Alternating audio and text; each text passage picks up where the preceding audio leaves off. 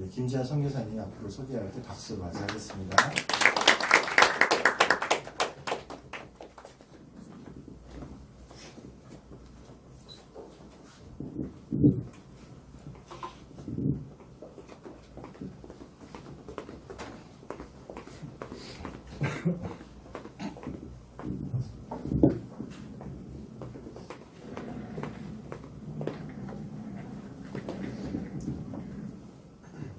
안녕하세요. 김지현이라고 합니다. 저는 예수님을 사랑하게 된 지 이제 막 5년이 된, 아까 5년 같이 교회생활 하셨다고 말씀하셨는데 그게 저의 첫 신앙생활이었거든요. 이제 5년이 된 초신자인데요. 목사님이 저를 선교사로 소개해 주셨는데 정확하게는 선교사 지망생 아니면 선교사 인턴 선교사라고 생각해 주시면 더 정확할 것 같습니다. 저는 선교에 소망을 가지고 있고 지금도 하나님 인도하심을 따라서 걸어가고 있는 과정 중에 있어요. 그래서 사실 이렇게 앞에 서서 말할 수 있는 입장이 못 되는데 여기 계신 분들이 대부분 아니면 혹은 모두가 저보다 훨씬 더 오래 교회 생활하면서 말씀을 읽어 오셨을 것이고 하나님을 찬양하고 그러고 살아오셨을 것이 분명해 보이기 때문에 좀 더 그런 것 같습니다. 이 시간에는 그래서 설교를 들으신다고 생각하시기보다 우리 가운데서 이렇게 이 젊은 어린 형제의 삶 가운데 하나님께서 허락해 주신 은혜 아니면 제가 이 지체가 말씀을 묵상하는 중에 하나님께서 주셨던 마음의 감동을 듣는다 생각해 주시면 더 좋을 것 같습니다. 이 시간이 들어주시는 분들께 혹시 유익이 안 되면 어쩌나 그런 걱정이 제 안에 많이 있는데 말씀을 나누는 중에 어떤 저의 부족한 점이 드러난다면 용납해 주실 만한 것이면 너그럽게 들어주시고 혹시 큰 실수를 하게 된다면 지도해 주시면 감사하겠습니다. 오늘 읽은 본문을 요약하면 해고 위기에 처한 한 청지기가 있어요. 근데 이 청지기가 머리를 써가지고 잘리고 난 후에 도움이 될 만한 인맥을 만들어 보려고 주인한테 빚진 여러 사람들의 빚을 자기 마음대로 감면해 줬는데 주인이 반대로 이 청지기를 칭찬해 줬더라 하는 그런 정도가 될 것 같습니다. 성경 통독을 하다가 이제 5년 신앙생활 했는데 얼마나 읽었겠어요. 성경 통독을 하다가 이사야서부터 이제 말라기까지 예언서가 나오는데 내용이 길잖아요. 길고 말씀이 저한테는 상당히 어렵고 난해하고 그렇더라고요. 그런데 이제 구약이 끝나고 신약의 사복음서에 들어가니까 이게 기록된 언어가 히브리어에서 헬라어로 바뀌어서 그럴 수도 있겠고 아니면은 비교적 후대 우리랑 가까운 시대에 쓰여서 그럴 수도 있겠지만 아무튼 사건 중심, 예수님의 가르침 중심으로 이렇게 되어 있는 내용이 저한테 머리에 비교적 명확하게 들어오더라고요. 그런데 한 번씩 좀 생뚱맞다, 엉뚱하다 싶은 내용들이 군데군데 있더라고요. 이게 무슨 말이지? 아니면 예수님이 갑자기 왜 이 부분에, 이 시점에 이런 말씀을 하셨을까 하는 그런 부분들이 있었는데 오늘 읽은 이 본문도 저한테는 읽다가 갑자기 진도가 딱 멈춰져서 생각해보게 만드는 그런 선뜻 이해가 되지 않는 구절들 가운데 하나예요. 본문의 8절에 보면 이 청지기가 일을 지혜 있게 했다고 말씀하셨는데 사실 청지기 입장에서 보면 자기 일신의 유익을 위해서 머리 좋게 지혜롭게 처신한 것은 맞는 것 같아요. 근데 주인이 이거를 얘가 지혜롭다라고 말할 수는 없는 거잖아요. 제가 은행에 근무했거든요. 근데 예를 들어서 불행히도 실적이 안 좋아서 제가 이제 해고 대상에 들었다고 생각해 보세요. 퇴직 후에 내가 이제 갈 곳이 없으니까 어디 공공기관 사장님을 불러다가 나중에 저 좀 잘 봐주세요 이러고 그분의 대출 금액을 반으로 깎아줬어요 제가. 그러면 어떤 일이 일어나겠어요? 아마 은행이 저를 고소하고 저는 쇠고랑을 차는 것이 아마 정상적인 순서일 거라고 생각이 됩니다. 그런데 이 주인은 청지기를 칭찬을 하고 또 예수님께서는 거기다 거드셔가지고 9절에 보면 불의의 제물로 친구를 사귀라 라고 한 말씀을 더 해주셨어요. 친구를 사귀라는 말씀은 좋은 말씀이잖아요.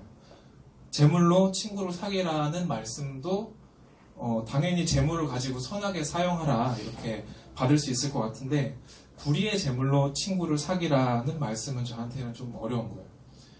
누구를 도와주려면 내가 갖고 있는 걸로, 내가 열심히 일해서 번 걸로, 아니면 정당한 방법으로 도와줘야 되는 거 아닌가? 이렇게 생각이 드는 거예요. 여기서 잠깐 저의 살아온 이야기를 말씀을 드려야 될 것 같은데, 아까 말씀드렸다시피 저는 옛날부터, 어렸을 때부터 교회를 다녔던 사람이 아니에요. 반대로 세상에, 지금도 그렇지만 세상의 풍조에 편승해서 잘 알지도 못하면서 교회를 욕하고 교회 다니는 사람들을 깔보던 축에 속했어요.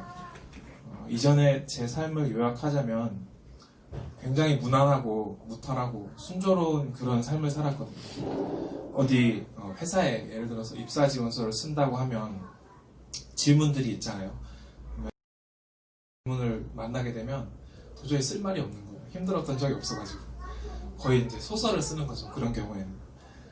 그런데 내 삶을 그렇게 돌아봤을 때 특별히 아픈 경험도 없고 힘들었던 시간도 없고 이렇게 열심히 하지 않아도 성적이 괜찮게 나오고 괜찮은 회사에 들어가고 결혼도 하고 아이도 생기고 저는 그래서 제 인생이 이렇게 평온하고 무탈한 게 다 제가 제 인생을 잘 경영해서 그렇게 된 줄 알았어요. 그래서 이제 이게 논리적으로 맞는 전혀 이유가 되지 않는 거지만 어쨌든 그런 생각을 갖고 있었기 때문에 저는 교회 다니는 사람을 보면 좋게 생각이 안 들었어요. 하나님을 당연히 가상의 신으로 생각했기 때문에 기독교는 돈 좋아하는 종교, 그리고 의지가 약한 사람들이 가상의 신을 만들어다가 거기다가 돈을 내고 그 대가로 목사님들은 사람들이 듣고 싶어하는 말을 해주는 것, 그게 당연히 교회고 기독교인 줄 알았어요. 성경은 당연히 한 번도 본 적이 없으면서 가짜라고 생각을 했고, 그리고 예수는 먼 옛날에 살았던 말 잘하는 사람, 그리고 그 이후에 추종자들이 이제 예수를 신격화하면서 이야기를 붙이고 필요에 맞게 시대에 맞게 바꿔오면서 그렇게 만들어진 것이 성경이고 기독교라고 생각하면서 살아왔단 말이에요. 그러다가 5년 전에 저희 아내가 대장암 진단을 받고 얼마 동안 좀 힘든 시간을 보냈어요. 근데 그 시간 동안 저는 사람이 살고 죽는 거, 그리고 잘 살고 못 사는 거에 사람이 할 수 있는 게 별로 없다는 거를 그제서야 좀 알게 됐어요. 저는.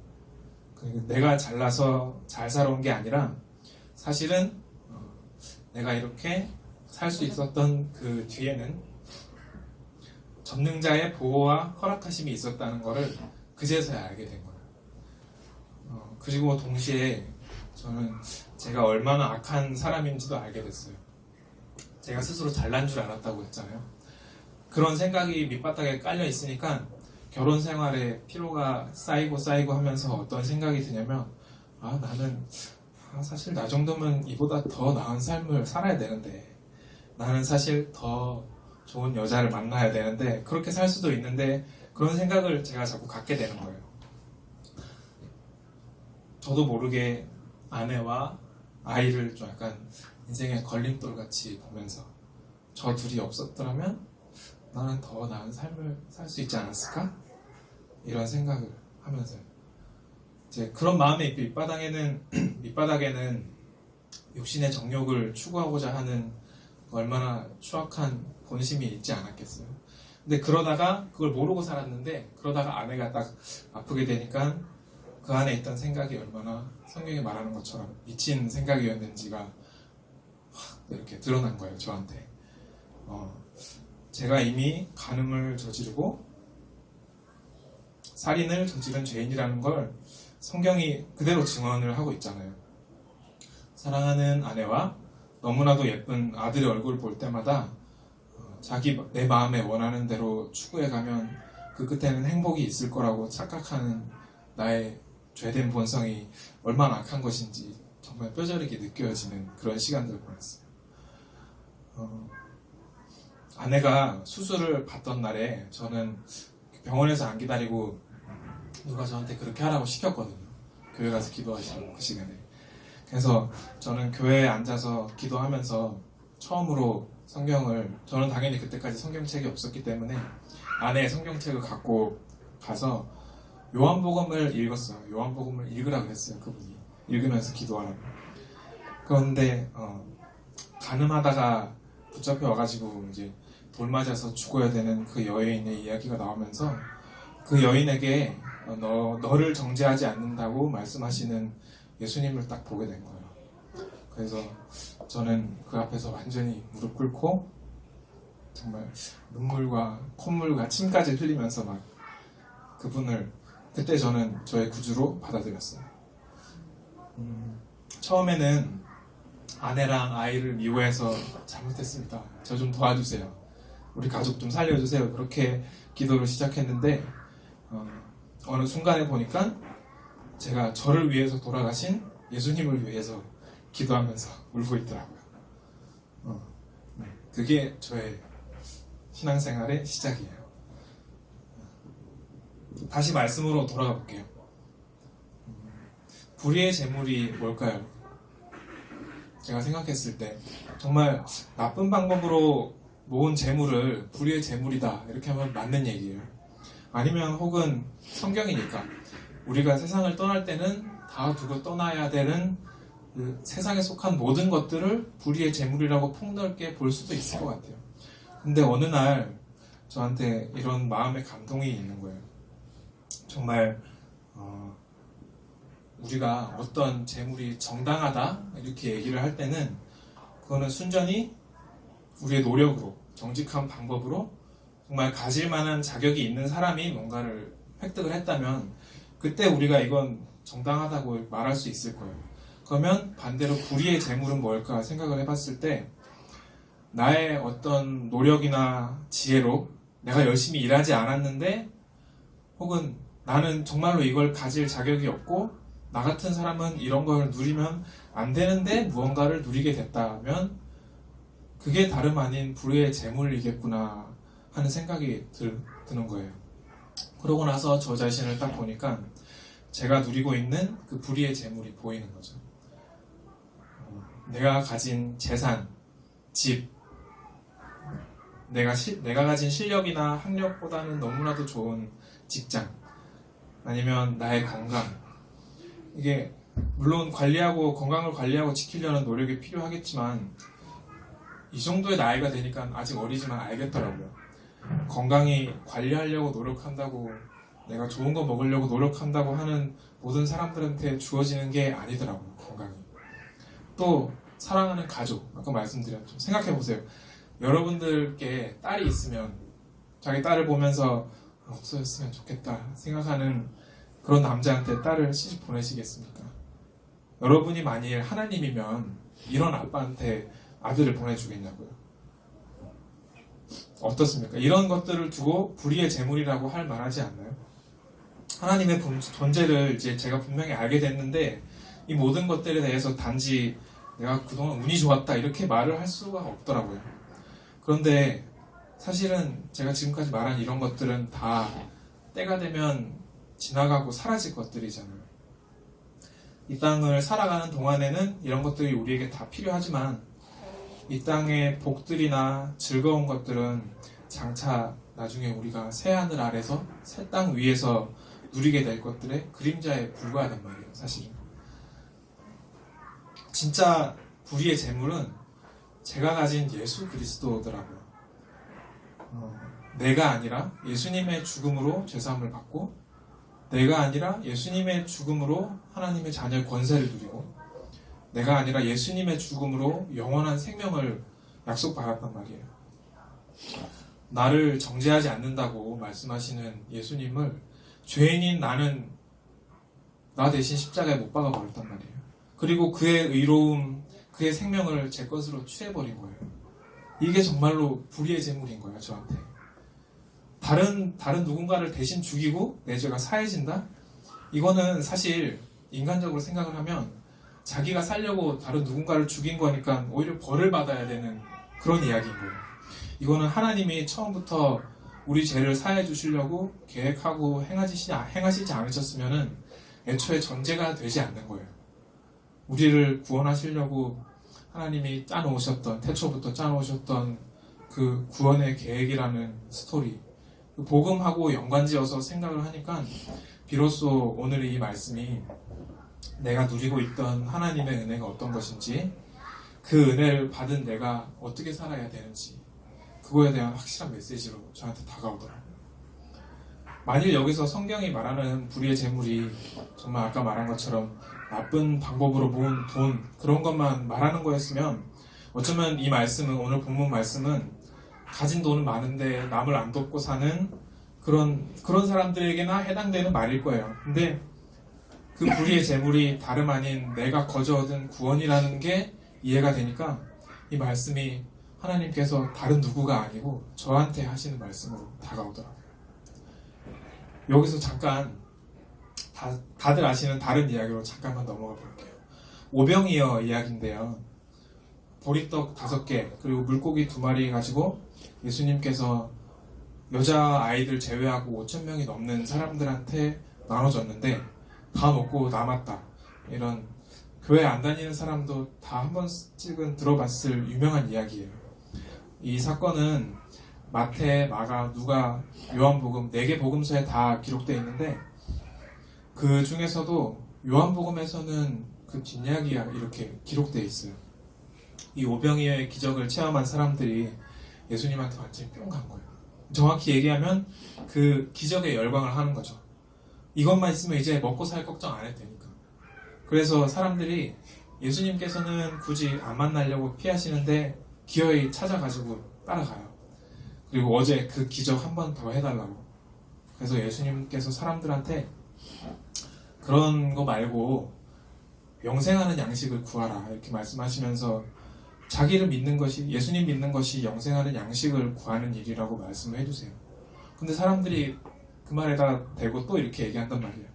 그러면 우리가 믿을 수 있게 표적 좀 보여주세요.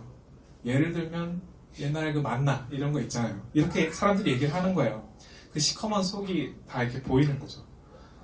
그래서 예수님께서 이번에 조금 더 긴 말씀으로 사람들한테 설명을 해주세요. 예수님 당신이 하늘로부터 내려온 참 떡이라고 이렇게 말씀해주세요. 만나는 먹었어도 그 사람들 다 죽었지만 이 떡은 먹고 영생하는 떡이라고. 그리고 이 떡 먹으러 오는 사람은 결코 내쫓지 않고 다 누리게 될 거라고 이렇게 말씀하세요.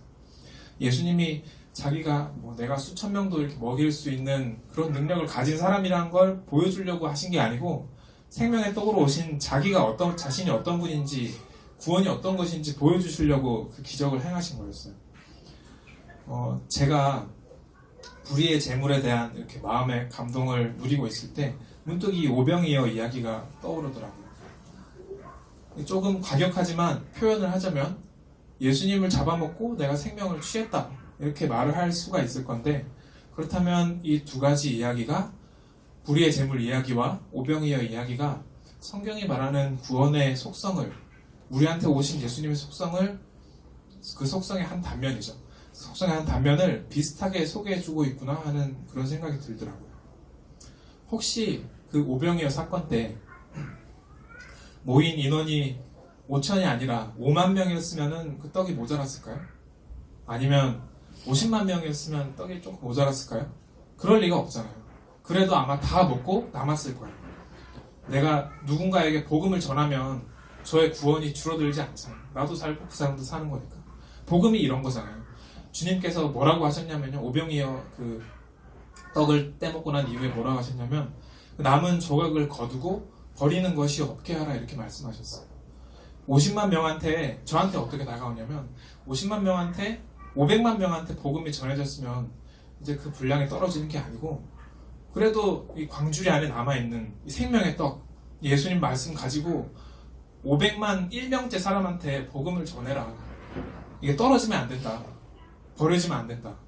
주님께서 자기 피값으로 이 구원의 복음을 이루셨는데 피값으로 이루신 이 구원을 먹고 남은 음식같이, 음식 쓰레기같이 버려지는 거를 절대 원하시지 않는 거라 이렇게 저한테 다가오는 거예요. 이렇게 불의한 청지기를 묵상하다가 또 넘어가서 오병이어 사건을 묵상하고 다시 본문 불의한 청지기가 나오는 누가복음 16장으로 가서 본문을 다시 한번 보니까 이제 이 말씀이 저한테 불의의 재물이 돼서 찾아와 주신 예수님께서 너가 누리고 있는 불의의 재물인 예수님 자신을 다른 사람들한테도 나눠줘라. 나를 통해서 다른 사람도 죄사함 받는, 빚 탕감 받는 그 은혜를 좀 누리게 해줘라 하고 제자들한테 남기신 당부의 말씀같이 저한테 다가오더라고요. 엘리야 시대 때 그랬잖아요. 사르밧 과부의 통에 가루가 안 떨어졌단 말이에요. 그리고 그 제자 엘리사 시대 때도 과부의 모든 통에 기름이 가득 차기까지 기름이 그치지 않았던 것처럼 하나님이 원하시는 거는 하나님의 한이 없는 은혜가 세상에 부어지고 전파되고 또 많은 사람들한테 끼쳐지는 그것이구나 하고 이해가 되는 거예요. 그러니까 이제서야 왜 이 청지기가 혼나지 않고 칭찬을 들은 건지 이해가 가는 거예요. 애초에 주인이 바랐던 게 바로 이런 거겠구나.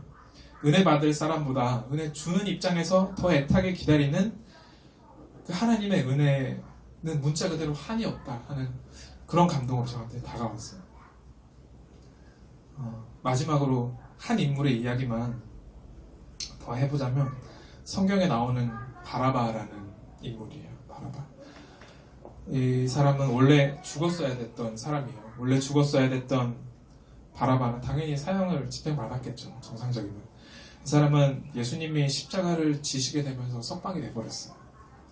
바라바가 풀려나는 장면을 잠깐 생각을 해보면 제 나름대로 이제 드라마같이 구성을 해보는 거죠. 근데 이랬을 것 같아요.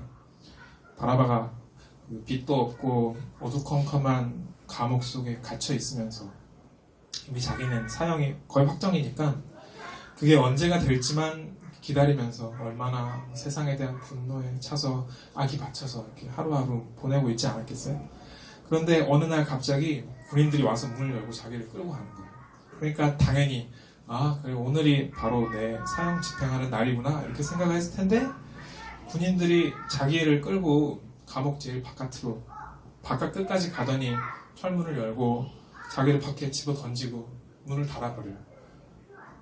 그 시대에 이렇게 우리나라 지금같이 뭐 6월절 특별 사면 이렇게 만들어서 도장 찍어주고 앞으로 바르게 사세요 이렇게 안아주면서 보내줄 리가 없잖아요. 그랬을 것 같은 거예요, 제 마음에.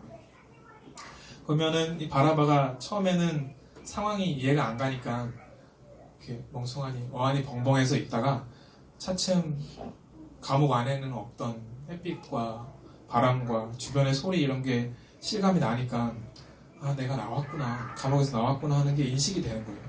그래서 그 감옥의 담을 지키는 군인이 있을 거 아니에요.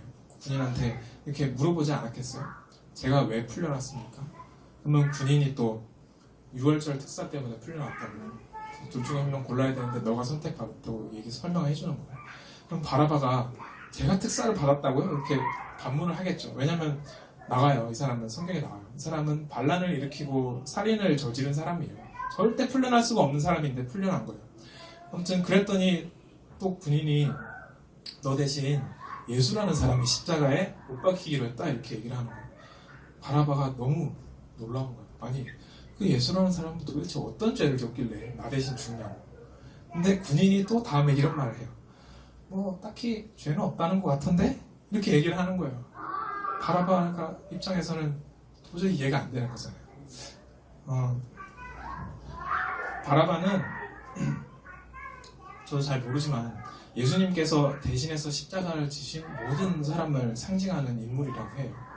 바라바라는 이름의 뜻도 번역하자면 아버지의 아들, 우리나라 말로 치면 그냥 아무개 이런 느낌의 말이라고 하더라고요. 그래서 이 바라바가 이 사건 이후에 어떤 삶을 살았었는지는 우리는 알 수가 없죠. 이 사람이 뭐 결국 예수님을 자기의 구주로 영접한다는 그런 스토리를 가진 소설도 있고 영화도 있지만 성경에서는 더 이상 그의 이후 삶에 대해서 언급을 안 해요.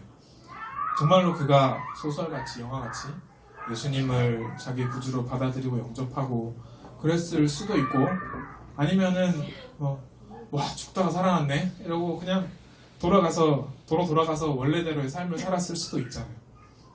그런데 이 바라바 말고 오늘 나라고 하는 이 바라바한테는 이제 앞으로 어떻게 살지를 물어볼 수가 있는 거예요. 이 너무도 큰 두 팔로 안을 수도 없는 이 큰 불의의 재물을 안고 구원받은 죄인이라는 이 신분을 가지고 나는 이제 어떻게 살 것인가 하는 질문을 하지 않을 수가 없게 되더라고요. 나는 어떤 바라바가 될 것인가? 나누면 나도 살고 남도 살리는 이 생명의 떡 광주를 내가 들었는데 이거 들고 이제 무엇을 할 것인가? 이만큼의 자격도 없고 절대로 받으면 안 되는 사람이 분명한 나한테 마치 잘못 온 택배같이 잘못 송금된 돈같이 그런데 나한테 온 게 분명한 이 은혜의 복음 십자가의 구원을 당연히 내 거인 것처럼 손에 들고 나는 어떻게 살아야 되는가? 여기 계신 분들은 대부분 오랫동안 신앙생활을 하셨죠. 살아오시면서 크고 작은 헌신들을 주님을 위해서 하셨을 것이고 지금도 이렇게 편안한 사역, 편안한 생활, 편안한 신앙생활 하시기를 거절하시고 이곳에 계시잖아요. 근데 저는 그러지 못했어요. 너무 늦게 예수님을 알았다고 하면 변명이 될까요? 차라리 아예 늦게 알았더라면 이런 고민을 하지 않았을 것 같기도 한데 지난해 10월부터 오만과 아시아에 각각 3개월, 4개월 정도씩 있었는데 거기서 각 지역에, 각 계층에서 사역하시는 선교사님을 다양하게 만났어요. 정말 멋진 분들인데 어릴 적부터 하나님께 서원해가지고 그 서원하신 대로 미국에서 언어학을 박사까지 마치고 이제는 성경 번역을 하시는 분도 있고 한국에서 오랫동안 신학 제자훈련 준비를 해가지고 지금 현지에서 이름만 들으면 교회에선 다 아는 제자훈련의 1인자가 되신 분도 있어요. 그리고 특별한 전공을 가져가지고 미리부터 준비를 한 거죠. 선교를 위해서. 전공을 갖고 그 분야의 전문가가 돼서 비즈니스 선교 하시는 분도 만났어요. 그런데 그런 분들 보고 나서 저를 보면 너무도 가진 게 없는 거예요. 하나님을 모르고 산 지난 시간이 너무 아까운 거예요. 너무 늦게 믿었다. 조금만 더 일찍 내가 주님을 만났으면 어땠을까? 몇 년만 더 일찍 알았으면 내가 신대원이라도 갔을 텐데 30살이 아니고 20살에 만났으면 선교에 도움이 되는 전공을 선택했을 텐데 나도 어릴 적부터 교회를 다녔으면 어땠을까? 저 자신을 보면 나이 30이 돼가지고 주님을 만나기 전까지 진짜 저 먹고 살기 위해서 준비한 것밖에 없는 거예요.